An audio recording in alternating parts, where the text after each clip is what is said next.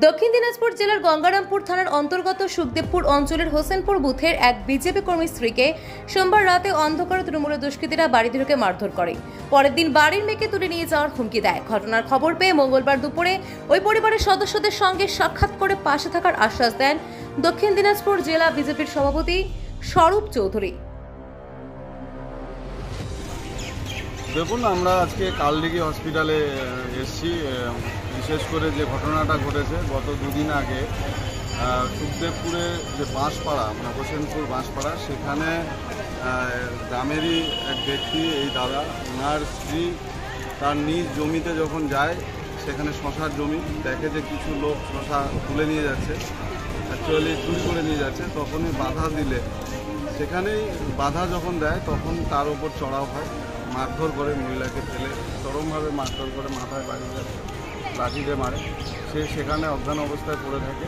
তারপরে ওনার হাজব্যান্ড বা পাড়া প্রতিবেশী জানতে পেরে তাকে তুলে নিয়ে কালদিঘি হসপিটালে ভর্তি করে গত দুদিন আগে। এবং দুর্ভাগ্যজনক ঘটনা, ওই ঘটনাটা ঘটে যাওয়ার পর সেই গ্রামেরই তৃণমূলের যারা মেম্বার আছে, তৃণমূলের কিছু নেতৃত্ব সেই গ্রামের বিচার সালিসি করে উল্টা তাদের ওপর দোষ চাপানোর চেষ্টা করে। এবং যখন বেগতিক দেখেন ইনারা লোকাল গঙ্গারামপুর থানাতে সেখানে কমপ্লেন করতে গেলে, সেই কমপ্লেনটা দেখার পরও রিসিভ নেয়নি। দুদিন ধরে এই অবস্থায় পড়ে আছে। ওনার বাড়িতে যে মেয়ে আছে, তার মেয়েকে, 14 বছরের মেয়ে, তার মেয়েকে ভয় দেখানো হচ্ছে, মেয়েকে তুলে নিয়ে যাওয়া হবে, এরকম বলা হচ্ছে।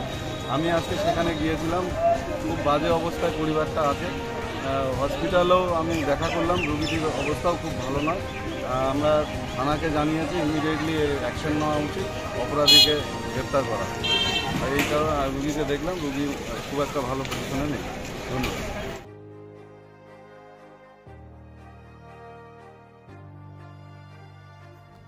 Bureau report, RPTV news Bangla.